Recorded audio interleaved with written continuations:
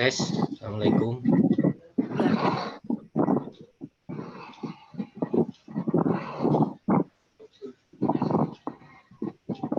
Tes. Iya Pak, kedengeran Pak.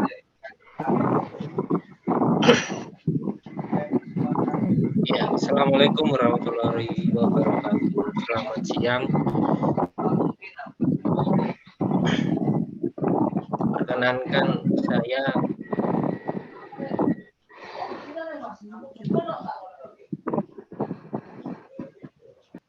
Perkenankan saya selaku moderator kegiatan seminar hari ini untuk memulai kegiatan seminar. Sebelum kita mulai, alangkah baiknya kita mengawali kegiatan hari ini dengan hamdalah bagi yang beragama Islam atau untuk yang beragama lain. Saya harap untuk memanjatkan doa supaya Allah mengizinkan kita mengikuti kegiatan ini sampai dengan akhir acara yang direncanakan.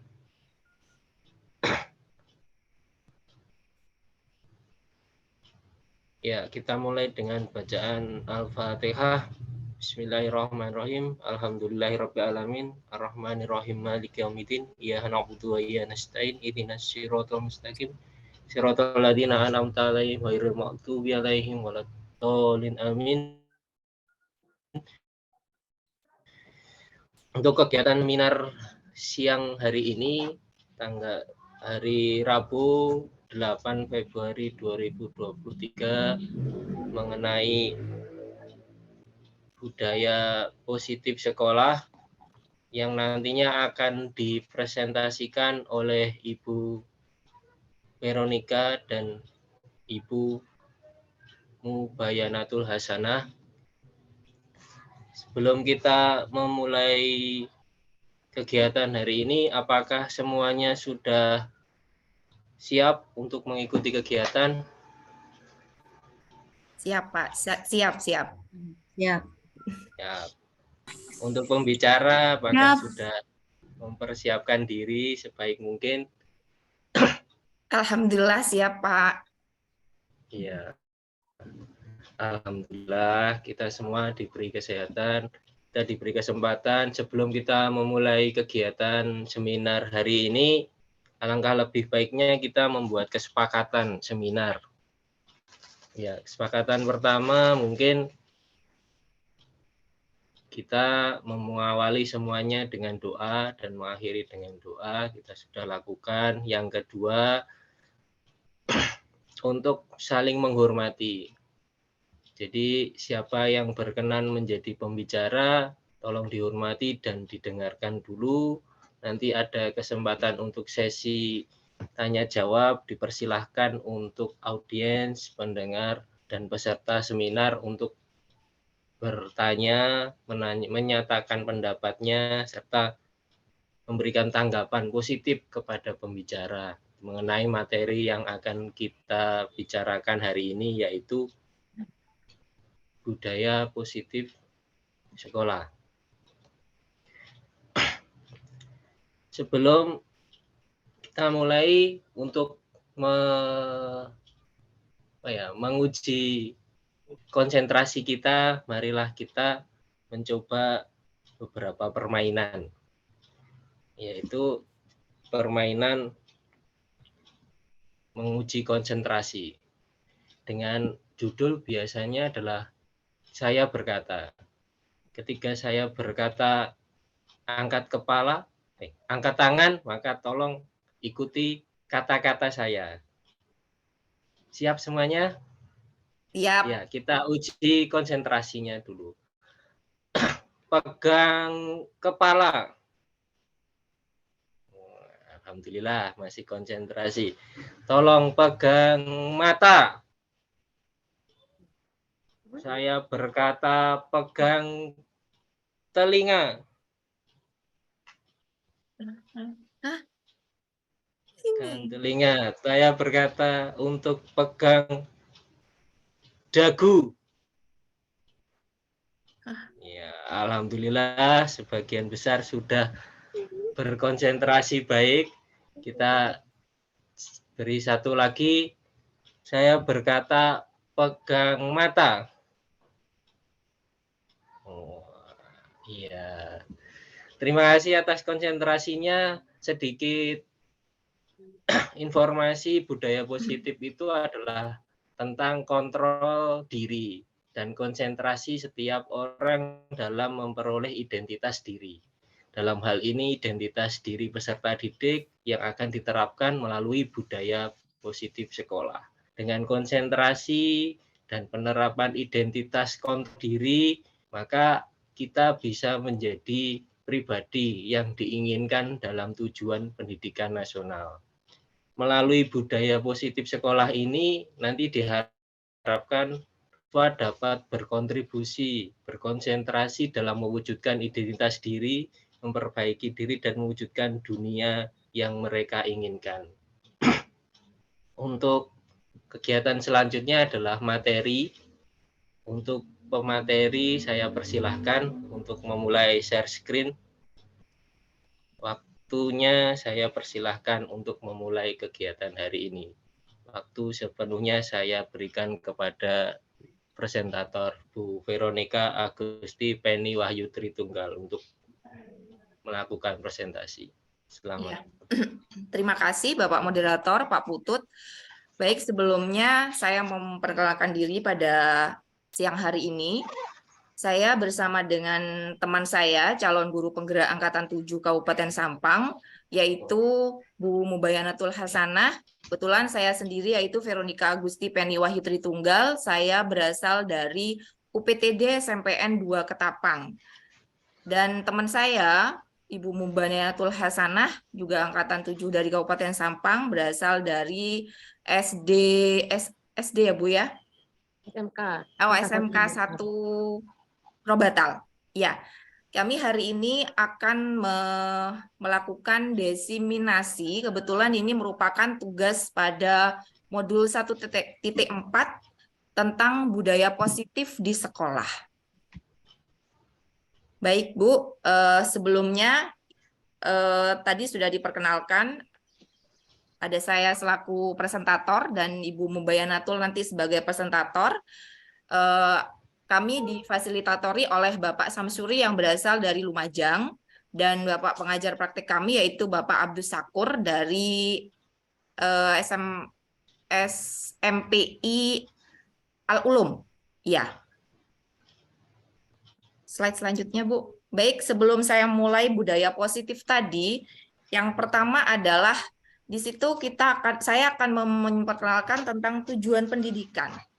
Karena kebetulan yang menjadi filosofi pada pendidikan kita, menurut Ki Hajar Dewantara, tujuan pendidikan adalah menuntun segala kodrat yang ada pada anak-anak agar mereka dapat mencapai keselamatan dan kebahagiaan yang setinggi-tingginya, baik sebagai manusia maupun anggota masyarakat. Oleh sebab itu, pendidik hanya dapat menuntun tumbuh atau hidupnya kekuatan kodrat yang ada pada anak-anak agar dapat memperbaiki lakunya, bukan dasarnya. Hidup dan tumbuhnya kekuatan kodrat pada anak-anak. Ini menurut Ki Hajar Dewantara tujuan dari sebuah pendidikan. Maksudnya adalah di sini Ki Hajar mengatakan bahwa keselamatan dan kebahagiaan yang setinggi-tingginya pada anak-anak. Sebagai anggota masyarakat, kita hanya mampu untuk menuntun tumbuh dan hidupnya anak-anak tersebut. Mau dibawa kemana, sesuai dengan kodrat dan alam mereka. Karena kodrat dan alam anak-anak ini beda-beda. Kodrat yang 10 tahun yang lalu dengan kodrat alam 10 tahun yang akan datang ini berbeda-beda. Itu menurut Ki Hajar Dewantara. Sebelum kita memahami tentang budaya positif itu sendiri, jadi Ki Hajar Dewantara sudah memberikan tujuan dari pendidikan, yaitu yang dipusatkan pada anak-anak atau dipusatkan pada murid. Bu Ana, silakan di slide selanjutnya. Apa sih budaya positif itu sebetulnya? budaya positif. Seperti kata positif, selalu ada kata yang baik. Jadi, ada hal perubahan yang berbau hal yang baik.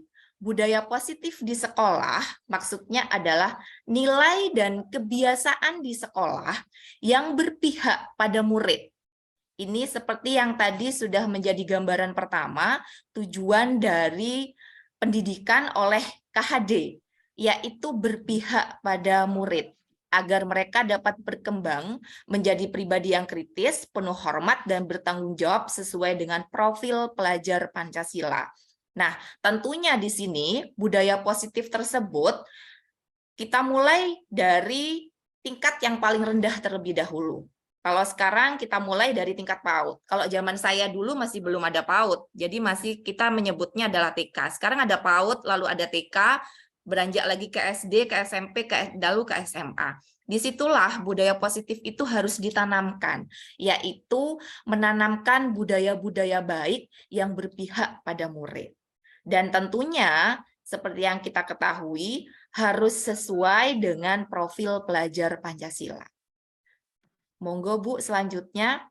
Apa saja konsep inti budaya positif? Konsep inti budaya positif itu ada 7, yaitu ada perubahan paradigma belajar, yang akan nanti dijelaskan secara rinci. Lalu ada yang kedua ada disiplin positif, lalu ada kebutuhan dasar manusia, motivasi perilaku manusia, ada restitusi atau yang disebut dengan positif kontrol guru, dan yang keenam ada keyakinan kelas, dan yang terakhir ada segitiga restitusi. Silahkan Bu. Nah, ini yang pertama. Untuk melakukan budaya positif, tentunya pertama kali yang harus kita lakukan adalah perubahan paradigma baru. Dalam pembangunan budaya positif sekolah, yaitu yang jelas sekolah menyediakan lingkungan yang positif dulu. Lingkungan positif itu maksudnya bagaimana? Lingkungan yang baik, yang aman, yang nyaman, yang jelas, yang siswa mampu untuk berpikir, serta dapat menciptakan mereka budaya berbelajar merdeka, serta mandiri dan bertanggung jawab. Di sini yang jelas, perubahan paradigma baru dalam budaya positif di sekolah adalah tentunya dimulai dengan lingkungan terlebih dahulu. Jika lingkungannya nyaman, lingkungannya positif, yang jelas murid juga akan belajarnya juga nyaman. Itu lingkungan dulu. Selain lingkungan misalkan tempat belajarnya, yang pertama. Yang kedua adalah gurunya. Yang ketiga adalah semua yang terlibat di dalam sekolah tersebut. Misalkan di SMP mungkin dari pihak tata usaha, ada kepala sekolah, ada waker, ada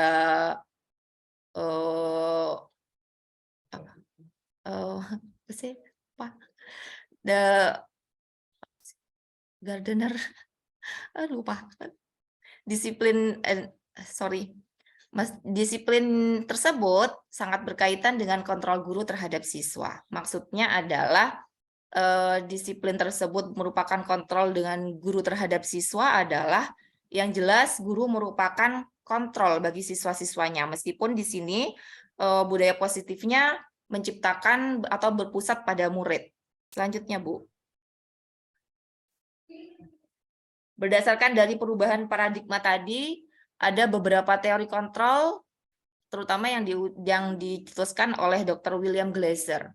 William Glasser ini merupakan seorang psikiater dan seorang pendidik, di mana beliau menciptakan kontrol teori dengan beberapa makna. Salah satunya adalah ilusi guru mengontrol murid. Lalu yang kedua ada ilusi bahwa semua penguatan positif, efektif, dan bermanfaat.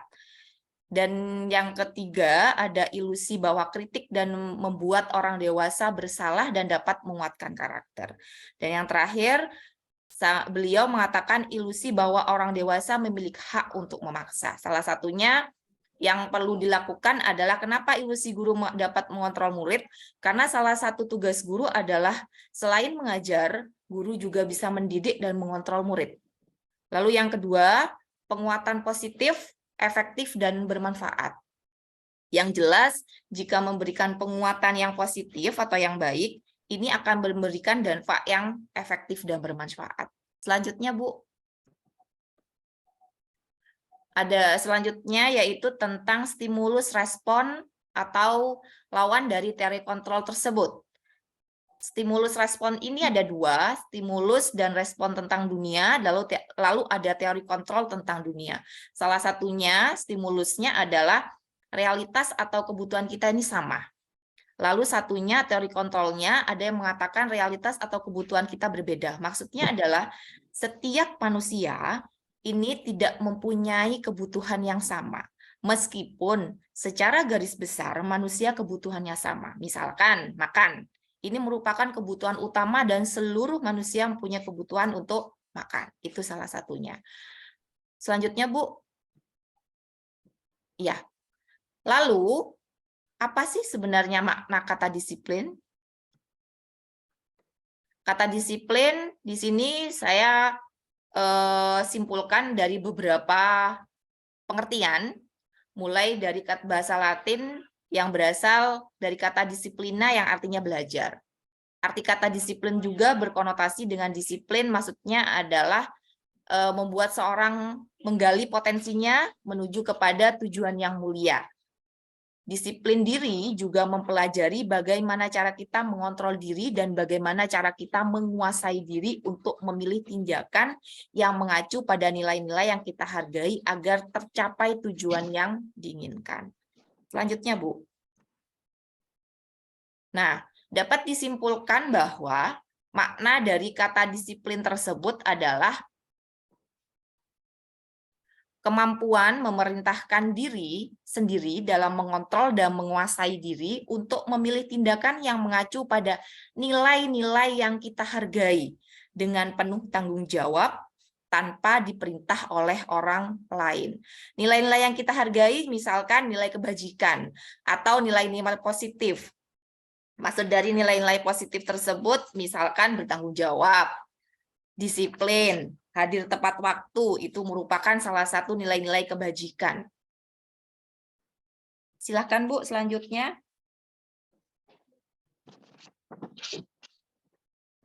Seperti yang dicetuskan oleh Bapak Pendidikan kita, Ki Hajar Dewantara, mengatakan bahwa di mana ada kemerdekaan, disitulah harus ada disiplin yang kuat.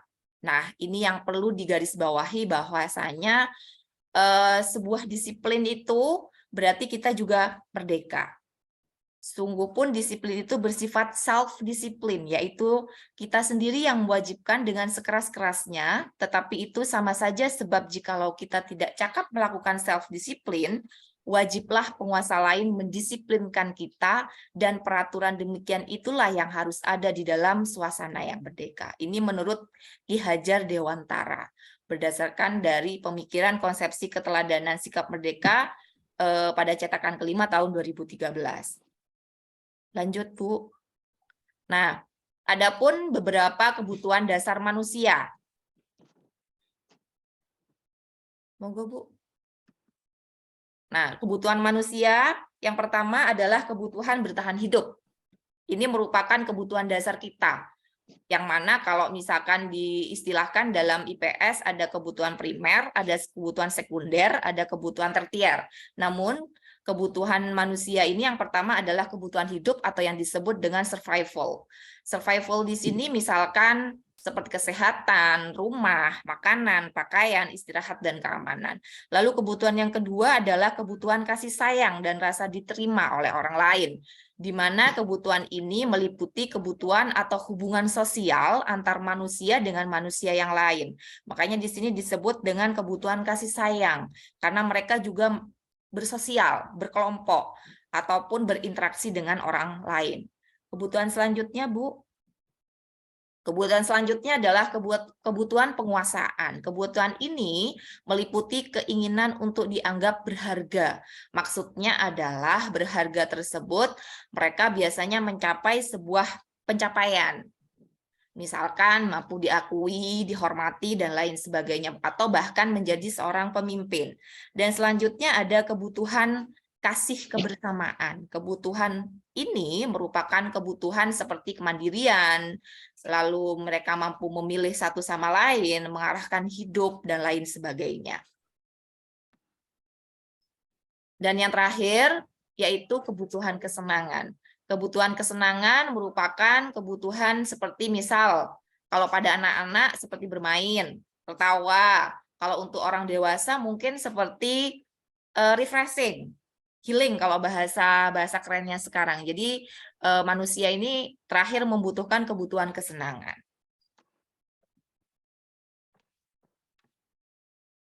Nah, dari pengertian tadi saya tentang disiplin positif, di sini saya membawa sebuah kasus yang mengatakan bahwa Ibu Ambar, guru wali kelas 2A di SD Pelita Hati, sedang bingung menghadapi ulah salah satu murid di kelasnya, yaitu Doni. Beberapa anak di kelas 2A telah datang padanya dan mengeluhkan bahwa Doni yang seringkali meminta bekal makan siang mereka dengan paksa. Jika Anda menghadapi situasi seperti Ibu Ambar, apa yang akan Anda lakukan? Menurut Anda, kira-kira sebaiknya apa yang harus dilakukan oleh Ibu Ambar? Dan di sini ada beberapa dari kasus tadi tentang Doni yang sering mengambil bekal temannya. Saya menyimpulkan ada 5. Yang pertama, Doni sebagai kebutuhan survival. Kebutuhan pertama, yaitu Doni lapar dan orang tuanya tidak memberikan bekal untuk makan siang. Kebutuhan kedua, yaitu karena Doni cinta dan kasih sayang. Doni ingin temannya perhatian kepada Doni. Lalu yang ketiga, Doni merasa hebat karena temannya merasa takut dan memenuhi keinginannya. Itu masuk dalam penguasaan. Lalu ada kebebasan, di mana Doni merasa bosan dengan bekal yang dibawakan orang tuanya, sehingga dia mengambil bekalnya temannya.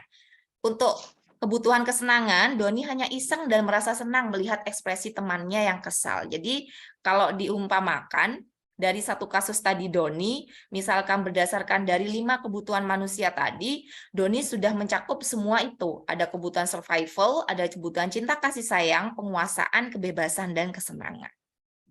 Silakan, Bu. Lalu yang keempat, motivasi perilaku manusia. Apa saja motivasi perilaku manusia tersebut? Yang jelas motivasi itu ada 2. Ada motivasi internal dan ada motivasi eksternal. Ada yang dari dalam dan ada yang dari luar.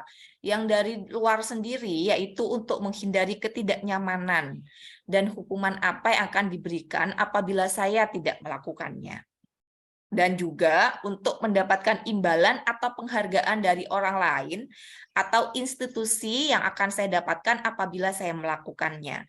Kalau motivasi dari dalam atau motivasi internal itu yaitu untuk menghargai diri sendiri jika saya menjadi orang seperti apa yang saya melakukannya. Itu yang diharapkan pada budaya positif. Selanjutnya, Bu. Ya. Selanjutnya ada hukuman dan sanksi atau konsekuensi. Di sini ada juga kasus Bapak Ibu bahwasanya ada sebuah kasus Iva kurang menguasai pelajaran matematika sehingga pada saat pelajaran tersebut berlangsung dia lebih banyak berdiam diri atau menggambar di buku pelajarannya. Pada saat guru matematikanya Pak Seno menanyakan pada Iva menjadi gugup dan tak sengaja menjatuhkan tas dari kursi serta tiba-tiba menjadi gagap pada saat berupaya menjawab. Seluruh kelas pun tertawa melihat perilaku Iva yang bicara tergagap dan terkejut. Pak Seno pada saat itu membiarkan teman-teman Iva menertawakan Iva yang tergagap dan malu luar biasa. Bahkan ketika Iva untuk maju ke depan dan berdiri di depan kelas sambil menunjuk hidungnya, karena tidak bisa menjawab pertanyaan Pak Seno, kelas semakin gaduh dan anak-anak pun terlihat dan melihat Iva depan kelas memegang ujung hidungnya. Ini yang dari kasus ini kita akan tahu apakah kita masuk dalam hukuman atau sanksi atau konsekuensi. Karena selama ini ketika siswa melakukan sebuah kesalahan, rata-rata kita sudah melakukan hukuman. Dan saya pun juga begitu, Bapak Ibu, sebenarnya. Saya melakukan sesuatu di kelas, di luar kelas, ketika ada siswa yang bermasalah, saya selalu menjadi penghukum. Apakah Bapak Ibu setuju dari pertanyaan atau dari kasusnya Iva tadi? yang dia lebih banyak diam dan menggambar di bukunya ketika Pak Seno lagi menjelaskan, kira-kira apa sih tindakan Pak Seno terhadap Iva kira-kira? Lalu menurut Bapak Ibu tindakan Pak Seno terhadap Iva ini sebuah hukuman atau konsekuensi kira-kira? Karena Pak Seno tadi menyuruh Iva maju ke depan sambil menunjuk hidungnya karena dia tidak bisa menjawab pertanyaan Pak Seno. Monggo Bu. Ya, dari kejadian tadi, apakah masuk hukuman atau konsekuensi? Lari mengelilingi lapangan basket 2 kali karena terlambat hadir ke sekolah. Ini masuk hukuman atau konsekuensi? Hukuman.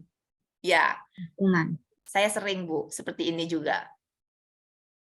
Lalu membersihkan coretan yang dibuat di meja tulisannya, membersihkan coretannya yang dibuat di meja tulisannya. Ini merupakan hukuman atau konsekuensi? Konsekuensi. Konsekuensi. Ya. Kalau murid diminta push up 15 kali karena tidak menggunakan masker ke sekolah, ini hukuman atau konsekuensi? Hukuman. Iya. Mungkin selama ini kita melakukannya kebanyakannya hukuman ya Bu ya daripada konsekuensinya. Karena rata-rata kita selalu menghukum dibandingkan konsekuensi. Bu Ana mungkin bisa lanjut Bu Ana untuk mempersingkat waktu.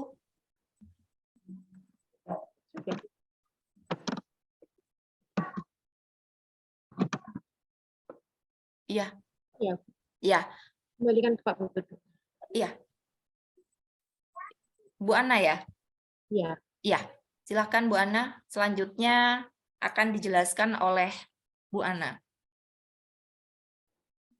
Baik, Assalamualaikum warahmatullahi wabarakatuh. Waalaikumsalam. Selamat sore Bapak dan Ibu guru yang hebat yang pada sore hari ini sudah bersedia bergabung bersama kami dalam webinar menciptakan budaya positif di lingkungan sekolah. Di sini kami tidak bermaksud untuk menggurui Bapak dan Ibu guru, kami hanya berbagi pengalaman dan ilmu yang telah kami dapatkan dalam pendidikan guru penggerak. Di sini saya akan menjelaskan tentang restitusi posisi kontrol guru, di mana posisi kontrol guru ini erat kaitannya dengan kita sehari-hari.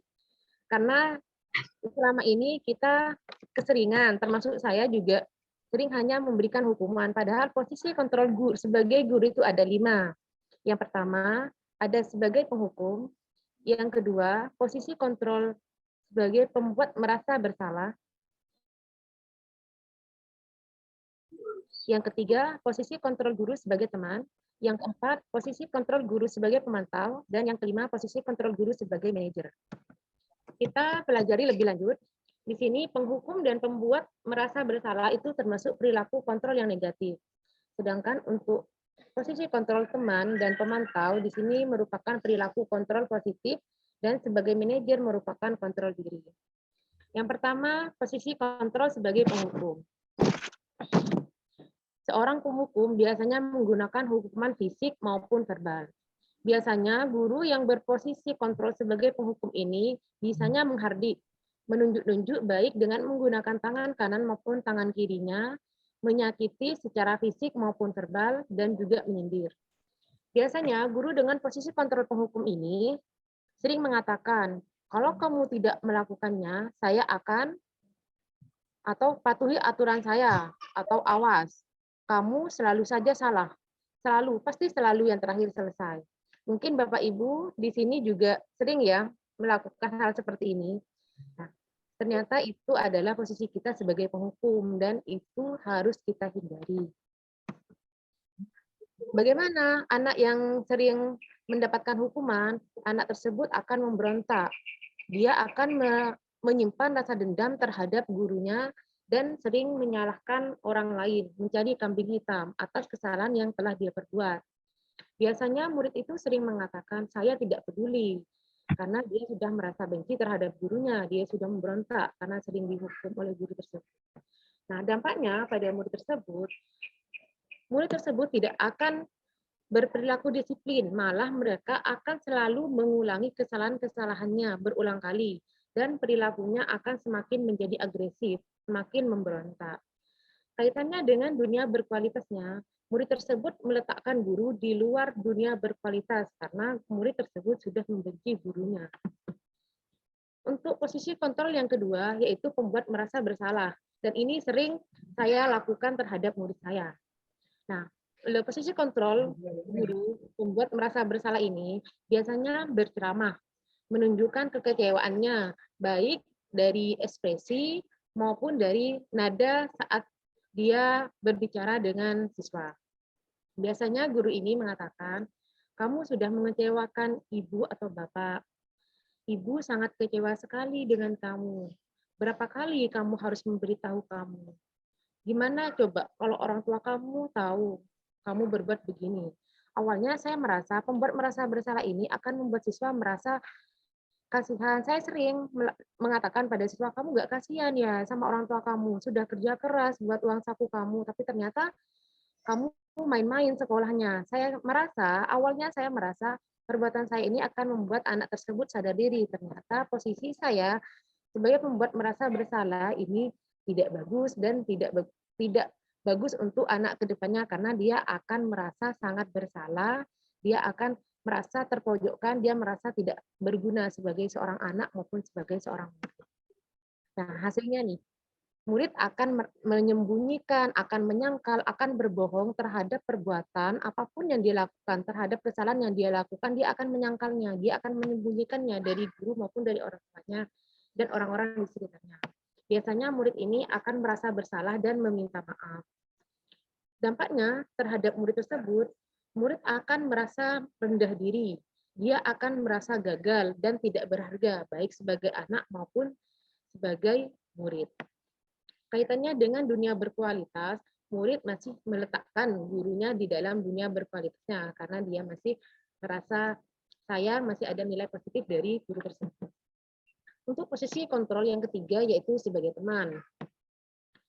Di sini biasanya guru itu membuatkan alasan untuk murid-muridnya karena dia sudah menganggap sebagai temannya, jadi menyembunyikan kesalahan yang telah dilakukan oleh muridnya. Jadi mencari-cari alasan, misalnya oh enggak tadi dia itu misalnya sudah pamit ke saya, padahal anaknya enggak, dia tuh memang bolos misalkan. Nah, itu posisi guru sebagai teman. Ini juga kurang baik. Biasanya guru ini mengatakan, lakukan demi bapak atau ibu. Itu biasanya yang sering dikatakan oleh guru dengan posisi kontrol sebagai teman. Ya sudah, nanti bapak atau ibu bantu ya, bereskan.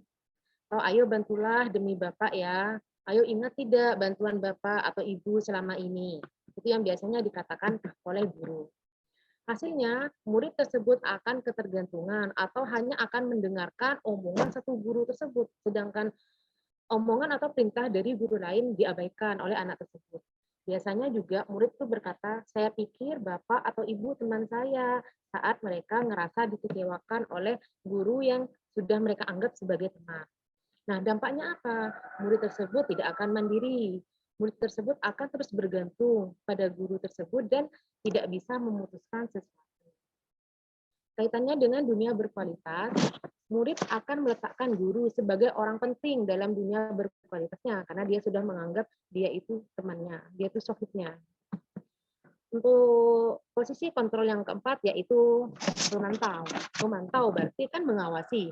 Nah, pada saat kita mengawasi, kita pastinya akan merasa punya tanggung jawab terhadap orang yang kita awasi.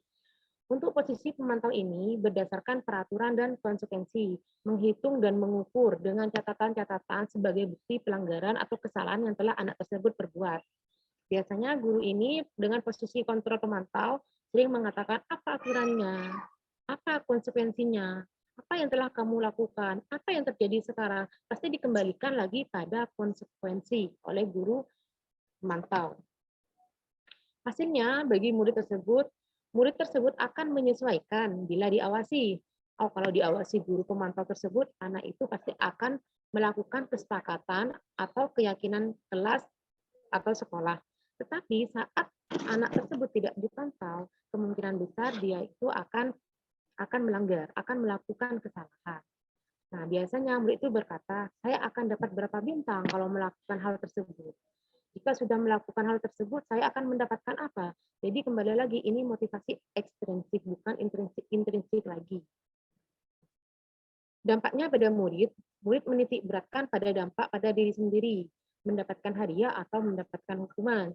Jadi kalau mendapatkan hadiah, mereka tuh akan semangat melakukannya, mendapatkan hukuman, mereka akan menghindar, tetapi saat tidak diawasi, kembali lagi seperti tadi, saat tidak diawasi, kemungkinan besar anak tersebut akan melanggar keyakinan atau kesepakatan sekolah, bahkan kelas, bahkan sekolah. Kaitannya dengan dunia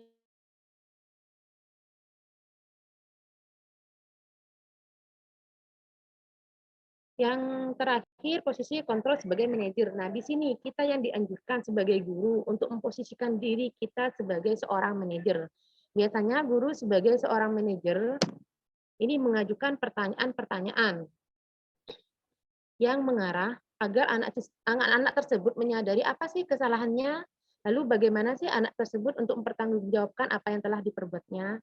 Biasanya guru di sini mengatakan, apa yang kita yakini, apa yang kalau kamu meyakininya, maukah kamu memperbaikinya? Kalau kamu memperbaikinya, jadi kira-kira hal tersebut akan menggambarkan apa tentang dirimu. Jadi anak diajak berbincang, diajak ngobrol untuk menyadarkan untuk menyadarkan dirinya bahwa perbuatannya itu salah dan meminta anak tersebut untuk memperbaiki kesalahannya berdasarkan dari kesadaran diri tersebut. Hasilnya adalah posisi tersebut akan menguatkan watak dan karakter dari murid tersebut karena dia sadar akan kesalahannya dan berani mempertanggungjawabkannya dan mengubahnya untuk tidak mengulanginya lagi. Biasanya murid menanyakan, bagaimana caranya agar bisa memperbaiki keadaan ini? Atau saya akan memperbaiki masalah ini dengan, jadi dia mencari solusinya sendiri. Nah, dampaknya pada murid apa? Mengevaluasi bagaimana menjadi diri yang lebih baik. Jadi anak yang melakukan kesalahan dan kita memposisikan diri kita sebagai manajer, anak tersebut akan menjadi pribadi yang lebih baik dan mungkin akan merasa malu untuk melakukan kesalahannya lagi. Kaitannya dengan dunia berkualitas, yaitu murid meletakkan dirinya sebagai individu yang positif dalam dunia berkualitasnya. Contoh kasusnya, pada hari Senin, Pak Alfi tidak masuk sekolah. Pak Alfi merupakan guru matematika. Saat itu Bu Rina menggantikan Pak Alfi. Bu Rina baru 1 tahun menjadi guru SMP. Beberapa murid perempuan, yaitu Vivi dan Natali, mengetahui hal ini dan mulai menggunakan kesempatan dan bersikap seenaknya, tertawa dan tidak mengindahkan kehadiran Bu Rina. Bu Rina mencoba menyapa Vivi dan Natali dengan ramah, sambil mengingatkan untuk tetap fokus pada tugasnya. Ayolah, tugasnya dikerjakan. Nanti ibu ditegur Bapak Kepala Sekolah kalau kalian tidak mengerjakan tugas. Tolong bantu ibu ya. Namun Vivi dan Natali malah jadi tertawa. Ah, ibu santai aja, Bu. Mereka tetap tidak mengerjakan tugas dan malah mengobrol. Kira-kira menurut Bapak Ibu, di sini Ibu Rina posisi kontrolnya sebagai apa? Sebagai manajer. Sebagai apa, Pak? Sebagai pemantau. Pemantau. Kalau pemantau tadi kan harusnya dia mengembalikan lagi semuanya ke konsekuensi. Nah, di sini kita lihat sebagai konsekuensi. Bu, merasa bersalah. Sebagai teman. Sebagai teman. Ya, ini. Ya. Ayolah, tugasnya dikerjakan. Nanti ibu ditegur Bapak Kepala Sekolah kalau kalian tidak Soalnya kedengeran ya? Tolong bantu ibu ya. Nah, dari kalimat ini kan sudah bisa diketahui ini sebagai teman. Kalau sebagai pembuat merasa bersalah, nantinya Vivi dan Natali itu ngerasa bersalah dan akhirnya minta maaf. Tapi ini enggak. Dia malah seperti pada temannya, ah ibu santai aja Bu. Bilang gitu. Jadi untuk kasus pertama ini, Rina memposisikan dirinya sebagai teman ya Bapak Ibu. Ya, Bu. Nah, untuk kasus yang kedua, Anto dan Dino sedang bermain bersama di lapangan basket dan tiba-tiba terlihat dalam sebuah pertengkaran adu mulut. Dino pun menjadi emosi dan melakukan kontak fisik, menarik kemeja Anto dengan kasar sampai 3 kancingnya terlepas. Pada saat itu, guru pikir langsung menyerang mereka dan membawa mereka ke ruang kepala sekolah. Ibu Suti sebagai kepala sekolah berupaya menenangkan keduanya, terutama Dino. Dino, sepertinya kamu saat ini sedang marah sekali. Mendengar itu, Dino pun mengalir bercerita tentang kekesalan hatinya. Ibu Suti pun melanjutkan bahwa membuat kesalahan adalah hal yang manusiawi dan bahwa melanjutkan bertanya, dan bahwa mempertahankan diri adalah hal yang penting. Namun, meminta Dino memikirkan cara lain yang mungkin lebih efektif karena saat ini Dino berada di ruang kepala sekolah. Ibu Suti melanjutkan bertanya tentang keyakinan sekolah yang disepakati, serta apakah Dino bersedia memperbaiki kesalahan yang telah dilakukan terhadap Anto. Dino pun akhirnya perlahan mengangguk. Kemudian Ibu Suti balik bertanya kepada Anto, hal apa yang bisa dilakukan Dino untuk memperbaiki masalah? Anto menjawab, saya perlu kancing saya diperbaiki, Bu. Ibu saya akan sangat marah kalau melihat kancing baju saya sampai copot 3 kancing begini. Ibu Suti pun kembali bertanya ke Dino, apakah yang akan dia lakukan untuk menggantikan 3 kancing Anto yang terlepas?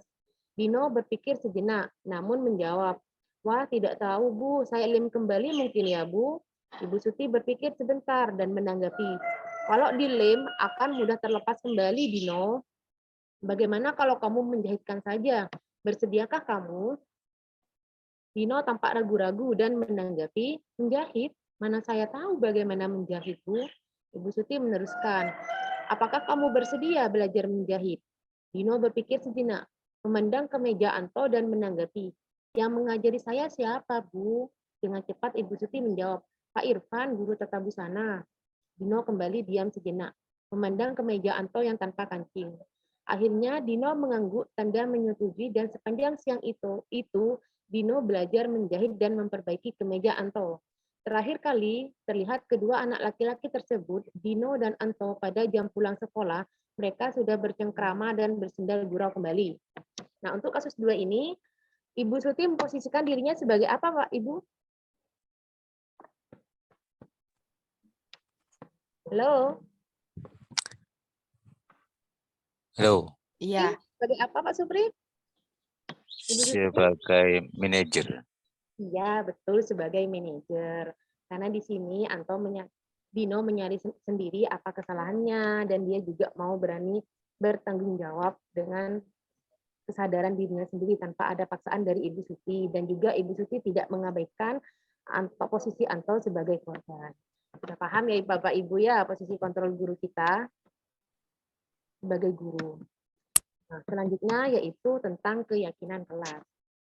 Keyakinan kelas merupakan nilai-nilai kebajikan atau prinsip-prinsip universal yang disepakati bersama, terlepas dari perbedaan agama, perbedaan kelamin, suku, negara, bahasa. Nah, menurut Gosen, pada tahun 1998, satu keyakinan akan lebih memotivasi seseorang dari dalam atau motivasi intrinsik.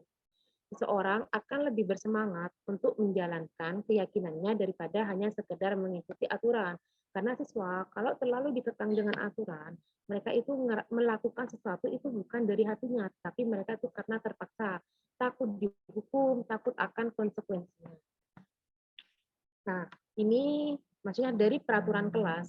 Biasanya kita kan peraturan kelas dilarang buang sampah, dilarang apa, tidak boleh ini, tidak boleh itu, biasanya itu. Nanti kita ubah menjadi keyakinan kelas yang lebih bersifat umum tentang keyakinan kelas. Nah, dari keyakinan kelas itu kita akan menciptakan lingkungan positif dari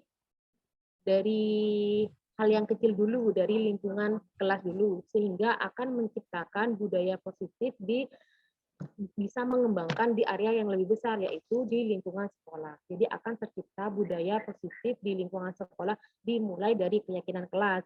Jadi setelah ini mungkin Bapak Ibu yang jadi wali kelas atau mungkin juga guru pengajar, mulai besok buatlah keyakinan kelas bersama murid-muridnya.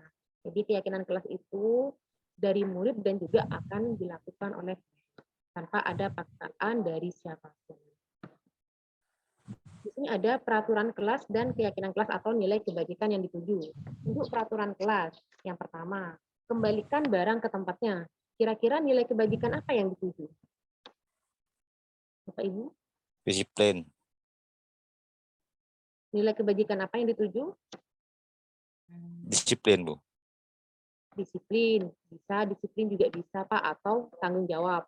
Karena mengembalikan barang ke tempat kan juga melatih kita, selain disiplin juga melatih kita untuk bertanggung jawab. Dilarang mengganggu orang lain, Menghormati orang lain. Menghormati teman. orang lain, juga diri sendiri, menghormati teman, juga menghormati guru juga, atau menghormati warga sekolah yang lainnya. Hadir di sekolah 15 menit sebelum pembelajaran dimulai. Disiplin waktu.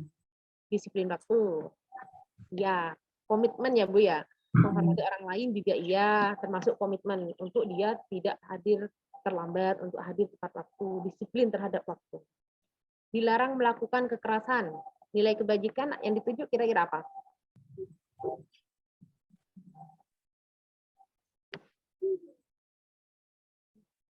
Nah, di sini dilarang melakukan kekerasan. Nilai kebajikan yang dituju yaitu saling menghormati. Selanjutnya dilarang menggunakan narkoba. Nilai kebajikan yang dituju yaitu ya kesehatan, karena narkoba merusak kesehatan kita ya, apalagi untuk anak pelajar di zaman sekarang kita harus benar-benar bisa mengarahkan anak ke hal-hal yang positif agar tidak terpengaruh obat-obatan terlarang. Bergantian atau menunggu giliran. Menghormati orang lain. Dan yang dituju ya itu menghormati orang lain atau berempati. Dilarang merokok. Kesehatan. Sama dengan narkoba ya Bu ya.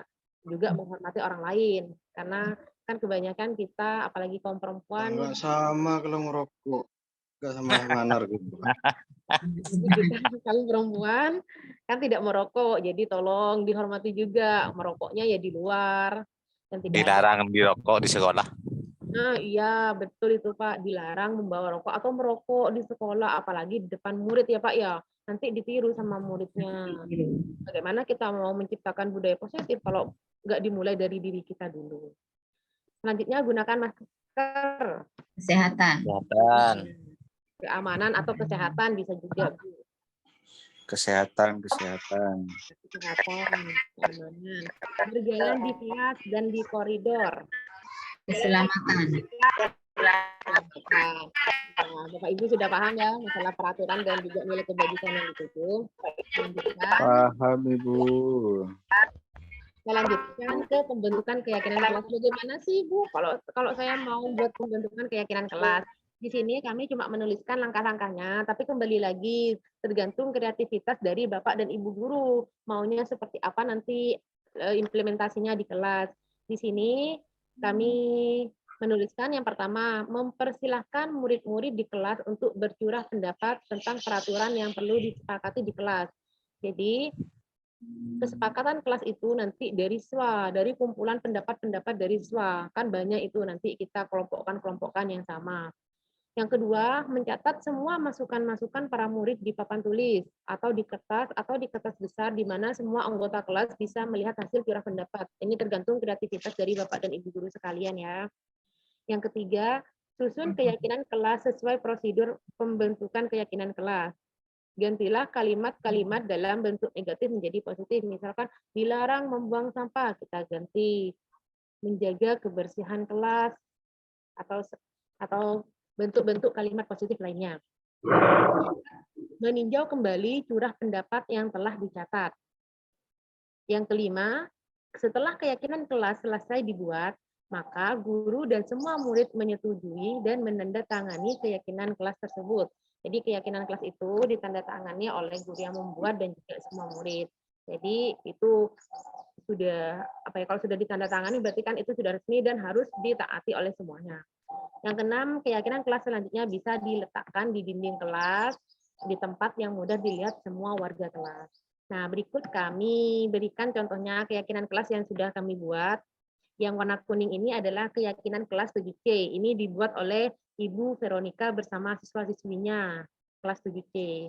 Dan yang sebelah kanan ini keyakinan kelas 10 AKL. Ini saya yang buat bersama murid-murid 10 AKL. Memang muridnya hanya sedikit, makanya itu tanda tangannya hanya berapa orang karena memang jumlah siswanya sedikit. Tapi ini yang ditulis merupakan keyakinan atau pendapat dari murid-murid. Materi yang terakhir yaitu segitiga restitusi. Adalah proses menciptakan kondisi bagi murid untuk memperbaiki kesalahan mereka, sehingga mereka bisa kembali pada kelompok mereka dengan karakter yang lebih kuat. Nah, segitiga restitusi ini ada kaitannya dengan posisi kontrol kita sebagai manajer. Jadi di sini siswa itu memperbaiki kesalahan, menyadari dulu kesalahannya, lalu mereka berusaha untuk memperbaiki kesalahan mereka dan berusaha untuk tidak mengulanginya lagi. Nah, dengan adanya restitusi ini sebenarnya membantu guru. Sebenarnya di sini dengan guru melakukan restitusi itu guru dapat membantu murid menjadi lebih memiliki tujuan, disiplin positif, serta memulihkan dirinya setelah berbuat salah. Jadi anak itu tidak merasa dirinya itu merasa tidak berguna, seperti posisi kontrol sebagai pembuat merasa bersalah. Di sini mereka itu tidak merasa dipojokkan karena sudah melakukan kesalahan. Yang kedua, membantu murid untuk jujur pada diri sendiri dan mengevaluasi dari kesalahan yang telah dilakukannya. Jadi siswa itu akan mengevaluasi diri, oh ternyata saya salah ya melakukan ini, tidak sesuai ya dengan keyakinan kelas, tidak sesuai ya dengan keyakinan sekolah. Yang ketiga, memberikan penawaran, bukan paksaan. Jadi segitiga restitusi ini guru memberikan penawaran, mengembalikan lagi kepada siswa apa yang akan kalian lakukan untuk memperbaiki kesalahan tersebut. Nah, segitiga restitusi ini ada 3 tahapan. Yang pertama yaitu menstabilkan identitas, yang kedua validasi tindakan yang salah, dan yang terakhir yaitu menanyakan keyakinan. Yang pertama, menstabilkan identitas. Ini merupakan bagian dasar dari segitiga restitusi yang tujuannya untuk mengubah identitas anak dari orang yang gagal karena melakukan kesalahan menjadi orang yang sukses. Jadi anak itu tidak terlalu depresi atau terlalu kepikiran atas kesalahan yang telah diperbuatnya. Biasanya kalimat yang digunakan oleh guru dalam menstabilkan identitas ini yaitu berbuat salah itu tidak apa-apa. Tidak ada manusia yang sempurna. Saya juga pernah melakukan kesalahan seperti itu. Kita bisa menyelesaikan ini. Bapak atau Ibu tidak tertarik mencari siapa yang salah, tapi Bapak atau Ibu ingin mencari solusi dari permasalahan ini. Kamu berhak merasa begitu. Atau apakah kamu sedang menjadi teman yang baik buat dirimu sendiri? Jadi di sini guru itu bukan membenarkan apa yang dilakukan siswa, cuman guru itu berusaha membuat siswa bahwa apa yang dilakukan siswa itu sebenarnya dilakukan juga oleh orang lain, bahkan juga guru waktu sekolah mungkin melakukan kesalahan yang lebih parah dari yang dilakukan siswa tersebut. Jadi di sini menstabilkan identitas dengan kalimat-kalimat yang membuat siswa tidak terlalu merasa bersalah atau terlalu terpojok. Untuk tahapan yang kedua yaitu validasi tindakan yang salah. Setiap tindakan yang dilakukan pasti memiliki tujuan yaitu untuk memenuhi kebutuhan dasar. Seperti yang sudah dijelaskan Ibu Vero tadi. Nah, kalau kita sudah memahami kebutuhan dasar yang mendasari suatu tindakan tersebut, kita akan bisa menemukan cara-cara yang paling efektif untuk memenuhi kebutuhan tersebut. Pada tahapan validasi tindakan yang salah ini, biasanya kalimat yang digunakan guru adalah, padahal kamu bisa ya melakukan yang lebih buruk dari ini, atau kamu pasti punya alasan mengapa melakukan hal itu. Kamu patut bangga pada dirimu sendiri, karena kamu telah melindungi sesuatu yang penting buatmu.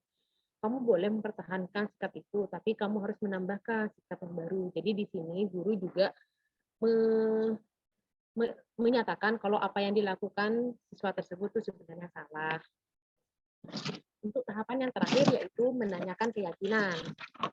Nah, ketika identitas sukses pada langkah pertama dan juga tingkah laku yang salah sudah divalidasi sama guru bahwa itu memang salah, maka anak itu akan dihubungkan dengan nilai-nilai yang dia percaya, akan dihubungkan dengan keyakinan-keyakinan yang dia percaya, baik keyakinan kelas maupun keyakinan sekolah.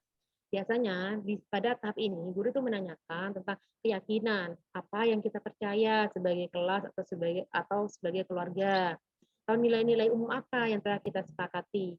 Apa bayangan kita tentang kelas yang ideal? Kamu mau jadi orang seperti apa? Jadi di sini guru mengembalikan semuanya pada keyakinan kelas dan juga siswa akan menyadari, oh ternyata apa yang saya lakukan itu tidak sesuai ya dengan keyakinan kelas, tidak sesuai ya dengan keyakinan sekolah. Seperti itu akan bisa kalau dia ternyata sudah melanggar atau berbuat kesalahan. Baik, sekian materi dari saya kembalikan pada moderator. Silakan Pak Putut.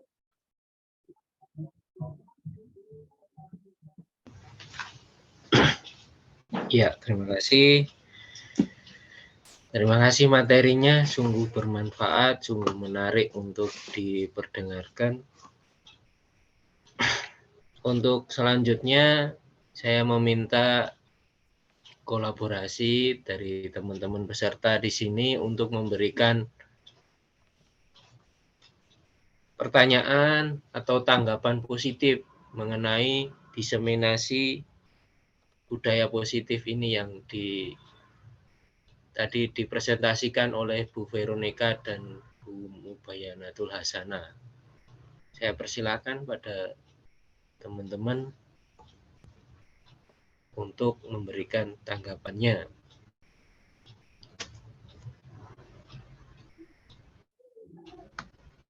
Mungkin Pak Supri, saya dengar ada Pak Supri tadi.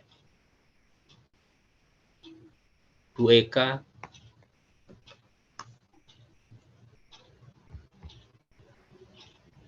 Mungkin Ya, saya mau bertanya.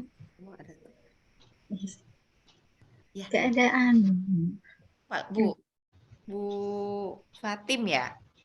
Iya. Kan Bu Fatim. Oh, silakan Bu Fatim. Ya. Terima kasih waktunya. Assalamualaikum warahmatullahi wabarakatuh. Waalaikumsalam warahmatullahi wabarakatuh. Bagaimana, pertanyaan saya ini ya, bagaimana cara menghadapi siswa yang nakalnya kelewat batas ya? Sedangkan saat ini kita disarankan untuk tidak boleh menghukum siswa dalam bentuk apa, bahkan penyelesaian masalah melalui manajer kontrol pun juga tidak bisa mengubah karakter anak tersebut. Bagaimana solusinya?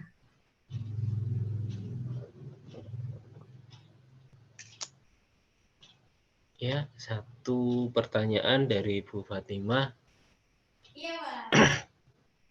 Mungkin ada teman yang lain?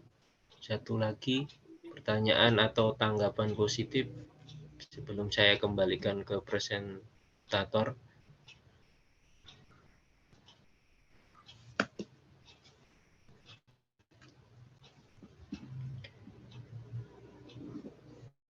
Oke. Ya, kalau tidak ada, saya kembalikan untuk dijawab presentator tentang pertanyaan dari Bu Fatimah mengenai bagaimana solusi yang bisa kita berikan setelah kita mempelajari budaya positif terhadap tindakan siswa yang nakalnya sudah kelewat batas katanya. Saya Bu Viro. Iya. Ya, silakan. Baik, terima kasih. Saya mencoba menjawab Pak Putut. Terima kasih pertanyaannya dari Bu Fatim. Inilah yang sebenarnya kita saling sharing pada sore hari ini, yaitu tentang diseminasi budaya positif di sekolah.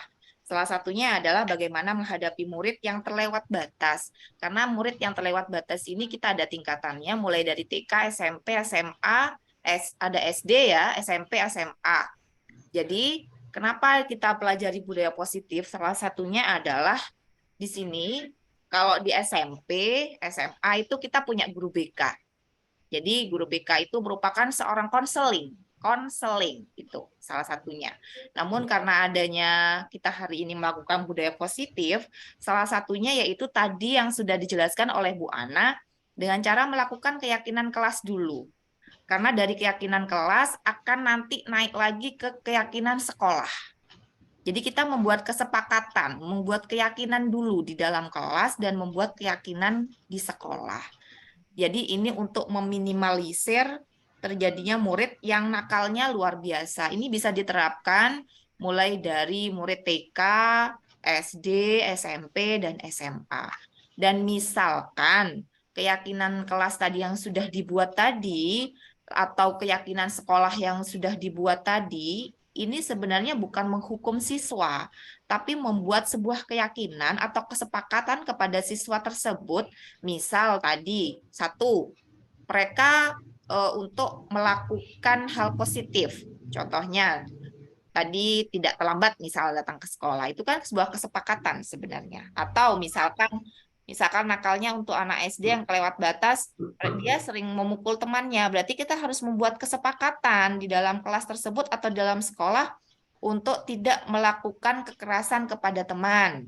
Jadi membuat, salah satunya adalah dalam budaya positif ini dengan cara melakukan atau membuat kesepakatan atau keyakinan kelas. Itu menurut pendapat saya. Silakan Bu Ana mungkin bisa menambahkan. Terima kasih. Memang memang yang dikatakan Bu Vero itu kita mulai dari keyakinan kelas. Jadi kalau sudah ada keyakinan kelas, kan keyakinan itu kan itu muncul dari dirinya mereka sendiri, bukan karena guru yang memaksa untuk tidak boleh ini, tidak boleh itu, tidak, tapi itu berasal dari murid tersendiri. Tapi jika siswanya itu memang bandel dan kesalahan itu memang dilakukan berulang kali, nah di sini kita kalau menggunakan posisi kontrol sebagai manajer mungkin kurang tepat. Kita kembalikan lagi pada konsekuensi. Jadi kita memposisikan diri kita sebagai pemantau. Nah, jadi apa yang dilakukan siswa, kita kembalikan lagi apa konsekuensinya. Jika memang kesalahan tersebut itu dilakukan berulang-ulang, kan sebagai seorang pemantau, kan memiliki data, memiliki catatan-catatan. Apa saja kesalahannya sudah berapa kali, sudah sesering apa dilakukan anak tersebut. Jadi kita kembalikan lagi pada konsekuensi. Untuk manajer mungkin kalau anak itu masih 1 kali, masih anaknya bisa kita ajak ketika ngobrol, bukan motivasi intrinsiknya, kita bisa menggunakan itu. Tapi kalau anaknya sudah memang karakternya dilakukan dan juga kesalahan itu dilakukan berulang kali, soalnya saya juga memiliki murid yang seperti itu, dikasih tahu 1 kali tetap, 2 kali tetap. Nah, kesalahan itu dilakukan berulang kali, akhirnya saya gunakan posisi kontrol saya sebagai pemantau, saya kembalikan lagi konsekuensinya. Jadi dia itu kalau terlambat konsekuensinya apa, seperti itu. Kita usahakan jangan menggunakan hukuman, tapi konsekuensi. Konsekuensi itu kan ada kaitannya dengan apa yang dilakukan siswa, bukan siswa terlambat suruh keliling sekolah, keliling lapangan sampai 10 kali. Bukan seperti itu. Misalkan siswa terlambat, berarti dia untuk jam istirahatnya berkurang. Jadi dia menetap di kelas selama keterlambatannya itu. Jadi kita hindari hukuman, kita kembalikan pada konsekuensi. Terima kasih. Bagaimana Bu Fatimah? Ya, terima kasih jawabannya. Sangat menginspirasi ya. Ya, itu tadi jawaban dan pertanyaan.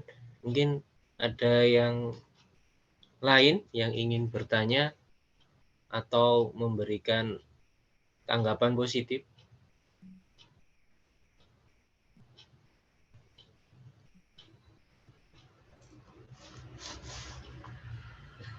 Ya, karena mungkin waktu perjumpaan kita juga sudah mulai mendekati kesepakatan.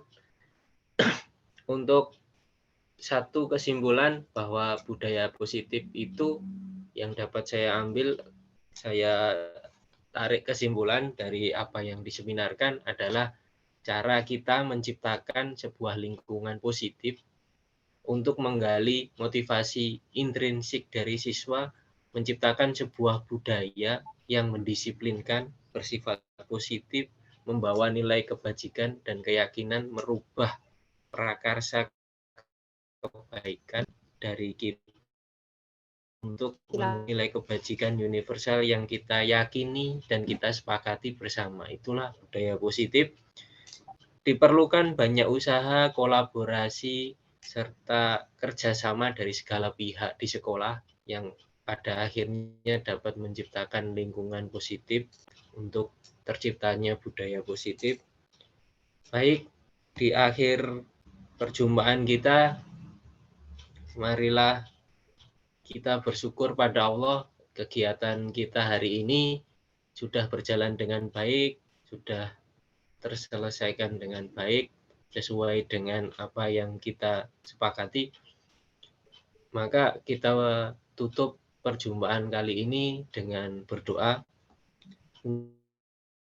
Ada saya yang ingin menutup perjumpaan dan doa, memimpin doa. Kalau tidak ada, perkenankan saya memimpin kegiatan hari ini dengan doa, memimpin dengan cara Muslim bagi teman-teman audiensi yang beragama selain Muslim. Saya mohon izin untuk menutup perjumpaan kita dengan cara berdoa secara Muslim. A'udzubillahi minasyaitonirrajim. Bismillahirrahmanirrahim. Shalatu wassalamu ala asyrofil anbiya'i wal mursalin wa ala alihi washabihi ajmain. Amma ba'du. Alhamdulillahirabbil alamin, hamdan syakirin, hamdan naimin, hamdan yuafi nikafi majidah. Ya Rabbana lakal hamdu kama yang bagi jalali wajhika fi masyutonik. Alhamdulillahirabbil alamin. Terima kasih ya Allah, Tuhan yang kami sembah. Atas berkat dan rahmat-Mu hari ini kita bisa berkumpul dalam kondisi yang sehat walafiat, dapat berkumpul berbagi pengalaman, berbagi ilmu yang baik, berbagi hidayah serta manfaat yang baik untuk semuanya. Semoga kita dapat menerapkan, menerima ilmu ini dan kebaikan ini untuk kita bersama, untuk sekolah kita, untuk instansi kita, untuk diri kita. Allahumma arina haqqa haqqa warshina tiba warmil batila batila warshina tinaba. Rabbana atina fid dunya hasanah wa fil akhirati hasanah wa qina adzabannar. Walhamdulillahirabbil alamin. Terima kasih atas bantuan doanya. Kita sudah berdoa, mari kita akhiri perjumpaan kali ini. Terima kasih atas presentasinya Ibu Veronica, Ibu Mubayanatul Hasanah, dan teman-teman yang bersedia hadir mengikuti seminar diseminasi budaya positif ini. Terima kasih. Saya tutup kegiatan hari ini. Sudah diperkenankan untuk mengakhiri atau keluar dari kegiatan. Saya tutup dengan alhamdulillahirabbil alamin. Assalamualaikum warahmatullahi wabarakatuh.